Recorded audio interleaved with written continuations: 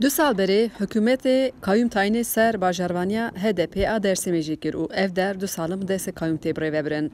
Li gorî bajarên li vir xebat û kampanyên partiyan zêdetir berbiçave ji bo hilbijartinê. Li Dersimê 4 partî namzedên xwe eşkere kirin. Partiya Demokratîk a Gelan HDP, Partiya Gel a Komarî CHP, Partiya Dad û Pêşvebirinê AKP û Partiya Komünîst a Tirkiyeyê TKP. Pêşbaziya hilbijartinê herî zêde di nav Partiya Demokratîk a Gelan û Partiya Komünîst a Tirkiyeyê berbiçave lê nav bajêr herî zêde gazin ji HDP û TKP tê kirin. Kaçma her du partî bi hev re tifaqê nekirine.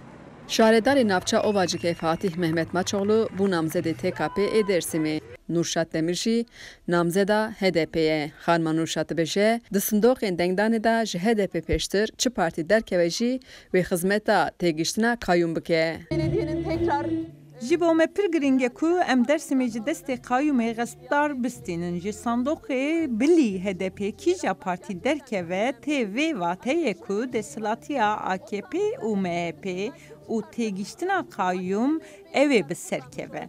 Vê demê desthilatiya AKP bi dilek rehet dikaribe bêje ku polîtikaya wan ya tayinkirina qayyuman bi ser ketiye. Gel piştvaniyê dide û ev ê jî van polîtikayên xwe bidomînin. Ji bo pêşî li polîtikaya qayyuman bigirên divê teqez di 31 Adarê da bi hêzek mezin divê em bi ser bikevin û em ê bi ser bikevin jî. Adnan Şahin akademisyene û ji zanîngeha Munzûrê beriya du salan hat îhraç kirin. Dibêje ku ew niha bêkar e lê bi awayek disoz ji bo hilbijartinê ji bo HDP dixebite. Ew li ser rewşa Dersimê van agahiyan dide. Dîsa baweriya min ew e ku gelê Dersimê xwe vicdanê xwe îrada xwe derdkevî û dîsa HDP ser bikevî. İlla yani sistem ji bilî HDP pêştir dixwaze partiyê din jî derkevê ama gelê Dersimê müsaade nade wî.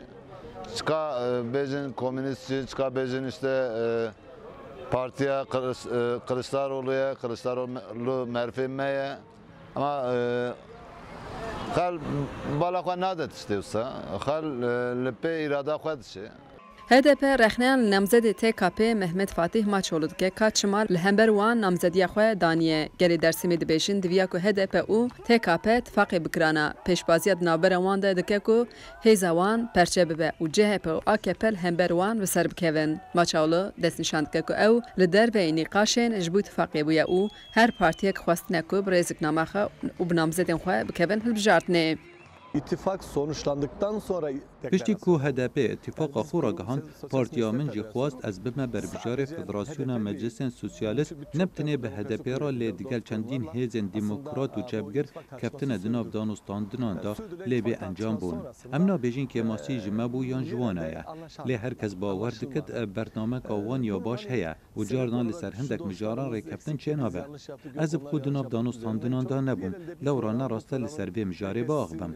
Namzedê Partiya Gel a Komarî Dr. Yusuf Kenan Aydın jî dibêje CHP dixwaze li Dersimê dawîl xîzanî û bêkariyê bîne. Cumhuriyet Halk Partisi'nin başında Serokê Partiya me Kemal Kılıçdaroğlu ji bo Dersimê ketî hewlekî pir kur. Karsezên aslê xwe ji Dersimê li lehev kiriye ku werin Dersimê û li vê derê karxane ew ji xwe re kiriye armanc ku xizanî û faqîrî li Dersimê nemîne û dawî li bêkarî were. Namzedê AKP Gökhan Araslan jî dibêje partiya herî çalak a ku herî zêde ji mirovan hizke AKP ye.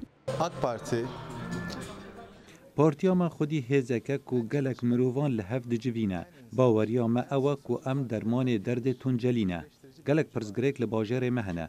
Bi tinê partiya me dikare çareser bike. Em ji xelkê xwe dixwazin bû çareseriyê dengê xwe bidine me. Xecican Farqîn, Dengê Amerîka, Dersim.